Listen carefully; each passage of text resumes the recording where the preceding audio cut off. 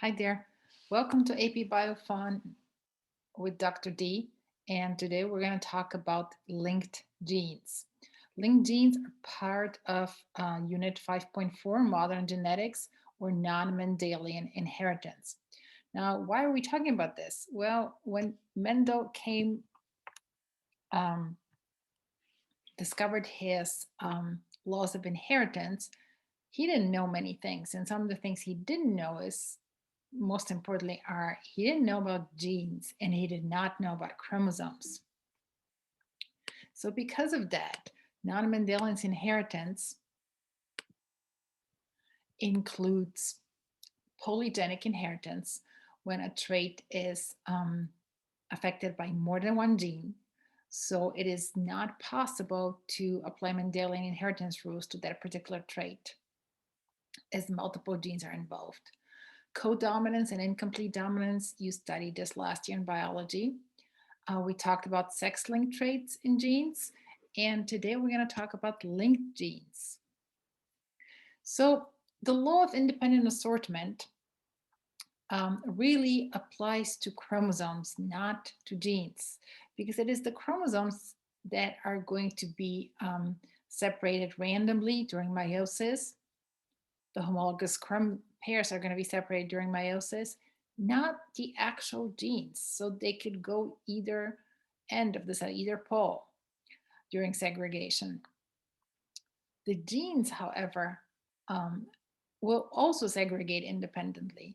They'll sort independently if they're located on different chromosomes, right? Because it's the chromosomes that are independently assorting. But what if the genes are on the same chromosome? Well, if the genes are on the same chromosome, and especially if they're very close by to each other, they will always go together. They will go to the same end, to the same pole, and they will sort together. They will segregate together. They will not sort independently. All right, so let's look at some examples to help us understand this. So, and again, you will see in every slide, I keep saying it is the chromosomes that will sort independently, not genes, right? So let's look at the two of the traits that Mendel followed in the pea plant, where capital Y, the dominant trait, codes for yellow seeds. The recessive trait, little y, was green. The dominant trait is round seeds, capital R, big R, and little r is the recessive wrinkled seeds. So if you have a pea plant that is heterozygous for these two traits, what type of gametes will this pea plant produce? Well, because of independent assortment, this pea plant can produce 4 different types of gametes. It can be big Y, big R. It can be big Y, little r. It can be little y, little r, or little y, big R. So all combinations, all possible combinations because of independent assortment. So if the two homologous pairs assort this way, as shown on the left, you will produce gametes that are dominant for both traits and gametes that are recessive for both traits. If they sort this way, however, you can produce dominant recessive and recessive dominant. But this is because the two traits are on 2 different chromosomes, and these 2 chromosomes can sort independently. Now, what would happen if you have genes on the same chromosome? And in this example, we're looking at 5 different genes. Let's name them A, B, C, D, and E. Well, in this case, a heterozygous organism can produce only 2 types of gametes. Why? Because all 5 of these genes are on the same chromosome. So you would either inherit the chromosome that contains all of the traits being recessive, or you would inherit the chromosome that contains all of the traits being dominant. And because they're on the same chromosome, and it is the chromosomes that sort independently during meiosis, not the genes, right? Well, 2 type of gametes, but not always, unless they cross over. Remember that during prophase 1 in meiosis, Non-sister chromatids can exchange genetic information. So if they cross over, you can mix and match even when the genes are on the same chromosome. So let's look at an example. We will be following two genes, two hypothetical genes. The dominant and the recessive are again denoted with capital and small letters. And we're going to look at the gene G and gene A. And in this example, the two genes are on two different chromosomes. So you'd expect a heterozygous individual to produce 4 different gametes, capital G, little a, capital G, big A, small g, big A, small g, little a, right? All 4 possible combinations, right? Now, what if they're on the same chromosome? This is a different picture, but it's the same two genes, G and A. So in this case, we have both genes on the same chromosome.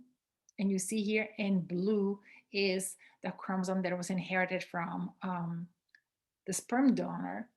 In pink, you will see the chromosome inherited from the egg donor. And a heterozygous individual contains one blue and one pink, right? One from each parent. So what kind of gamete can this individual produce? Well, there's only 2 possible gametes if the genes are on the same chromosome, right?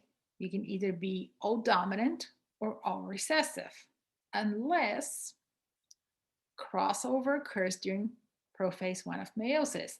And if crossover occurs, the non-sister chromatids, one pink chromatid and one blue chromatid, can exchange genetic information during crossover. And now you have mix and match. And now you can have big G, big A, big G, little g, big A, and little g, little a. So now you have all 4 combinations. Now these gametes will look as if those 2 genes are on different chromosomes. Okay. Now, what if the 2 genes, however, are very close to each other? So notice that now the G and A are placed very, very close to each other. Now, if no crossover occurs, again, we only can produce 2 types of gametes, big G, big A, little g, little a. However, if crossover occurs and they're very, very close to each other, what is going to happen? What you can see here in this model is that because G and A are so close to each other, even during crossover, they're going to cross over together. So even though this one sister chromatid is mostly blue and has a little bit of pink because it has crossed over, the little g and the little a are still together. And the big G and the big A are also still together in this recombinant sister chromatids. Because they're very close together, they'll even cross over together. Now, is this always true? Well, it is not. Whether 2 sister chromatids, non-sister chromatids will cross over or not is a matter of probability, is a matter of chance. Sometimes they'll cross over, sometimes they will not. And they can cross over in different places and they can cross over multiple times.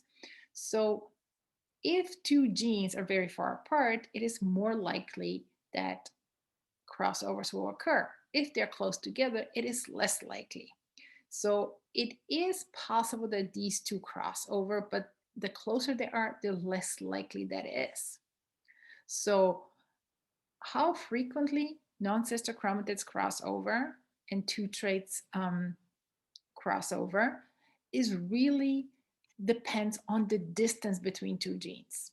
Okay, and I'm going to introduce a term here that you might encounter. It's called locus or loci, which is plural, and it refers to a specific location on a chromosome that a gene is. And often people would use locus and gene, the term gene, interchangeably. So we can map genes, determine where they are on a chromosome by using recombination frequencies. And recombination frequencies are used to determine map units. Sometimes they're also called centimorgans. And they're really an arbitrary unit, not actual base pair distance, to measure the distance between 2 loci or between 2 genes. So the distance between 2 genes on the same chromosome can be measured by seeing how frequently they recombine. The closer they are, the less likely they are to recombine. The further they are, the more likely they are to recombine. So how do we determine this? So again, map unit really equals the number of recombinant offspring divided by the total number of offspring. So what percent of the offspring really is recombinant? And I'm going to illustrate this with the following example. So the two parents crossed here are carrying two different, or following two different genes, two different traits. One parent is homozygous dominant, the other one is homozygous recessive. The F1 generation, of course, is heterozygous. Now, if we cross two F1s to obtain the F2 generation, we get the following numbers. We get 250 of their offspring is dominant for both traits in terms of phenotypes. Dominant recessive are 115, recessive dominant are 125, and recessive are 260.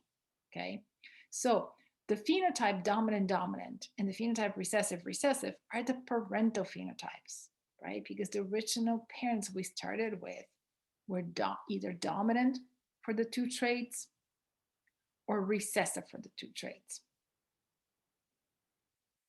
So the parental phenotypes are really, if the F2 offspring has the parental phenotypes, they are said to be parental offspring. Now, the mix and match comes when you have dominant for A and recessive for B, or recessive for A and dominant for B. So dominant recessive and recessive dominant are the recombinant phenotypes because we're now mixing and matching. The original parents were either dominant or recessive. Now the F2 generation that is a mix and match is really the result of recombination, of crossover during meiosis, because A and B are on the same chromosome. Well, how far apart are A and B? Well, the way to determine this is we're going to add up all the numbers to get the total offspring, and we get 750 total. Then we're going to add the numbers of the mix and match, or the recombinant offspring. And we get 115 plus 125. That gives you 240 total recombinant offspring. So out of all the offspring, 240 are recombinant. And when you divide 240 by 750, you get a decimal of 0.32 or 32%. So the recombination frequency here is 32%. That's actually quite a large recombination frequency. So that means that the two genes, even though they're in the same chromosome, are actually quite far apart because we have lots of recombinant offspring. So they're 32 map units apart, or 32 centimorgans. And that is the end of this tutorial.